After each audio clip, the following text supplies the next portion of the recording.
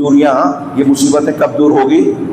اللہ تبارک و تعالیٰ نے بتایا کہ اگر آپ چاہتے ہیں کہ خسارے سے بچیں، اگر آپ چاہتے ہیں کہ اللہ تبارک و تعالیٰ کی آپ کو، ہم کو، سب کو مدد ملے، تو اللہ تبارک و تعالیٰ کی توحید کو اختیار کر کے دوسروں تک اسے پہنچائیں، دین کو سیکھیں، سمجھیں اور پھر دوسروں تک پہنچائیں۔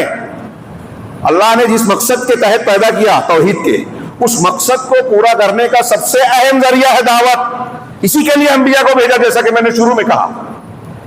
وہ مقصد پورا نہیں ہو سکتا دعوت اللہ کے بغیر، اور دعوت اللہ کے ذریعے سے جب توحید سکھائی جائے گی، شرک سے منع کیا جائے گا، تو ہمارے گھروں میں ہمارے بچوں کو، بیویوں کو، رشتہ داروں کو بھی ضرورت ہے کہ ہم توحید سکھائیں، ہاں، مسجد بھیجیں، علماء سے جوڑیں، نہیں معلوم ہے تو علماء سے سیکھیں، اور جو سیکھیں پھر اس کو اپنے بچوں کو سکھائیں۔ یہ فرض ہے، ہاں، یہی امت کا امتیاز بتایا ہے قرآن نے۔ ہماری امت محمدیہ کو سب سے زیادہ فضیلت دی گئی، تو فضیلت کی بنیاد کیا بتائی؟ کنتم خیر امہ، کنتم خیر امۃ اخرجت للناس تأمرون بالمعروف وتنہون عن المنکر۔ تم بہترین امت ہو، سب سے اچھی امت ہو۔ کیسے اچھی ہو؟ مسلمان گھر میں پیدا ہو گئے تو اچھے ہو گئے؟ نہیں۔ مسلمان گھر میں پیدا ہو گئے، اہل حدیث گھر میں پیدا ہو گئے تو توحید کے علم بردار ٹھیکیدار بن گئے؟ نہیں۔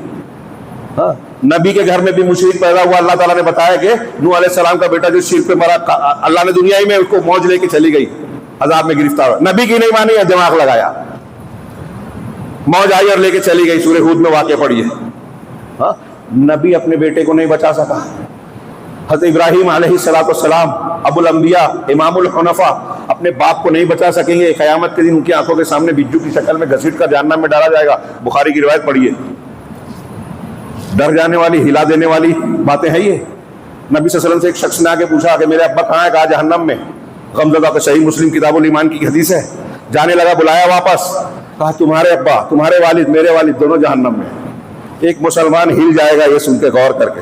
سید المرسلین، خاتم النبیین، رحمت للعالمین، شفیع المذنبین یوم القیامہ، ان کے والد کے بارے میں خود وہ کہہ رہے کہ میرے باپ بھی جہنم میں ہے۔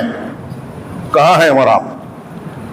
اگر آپ کو، ہم کو ایمان ہے تو سب سے زیادہ جس چیز سے ڈرنا چاہیے، فکر رکھنی چاہیے، وہ اس بات کی کہ ہم اپنے آپ کو، اپنے اہل و عیال کو جہنم سے بچائیں۔ اور اس سے بچانے کے لیے سب سے بنیادی چیز ہے توحید۔ سیکھیں اور سکھائیں، اور یہ سکھانا ہی دعوت ہے۔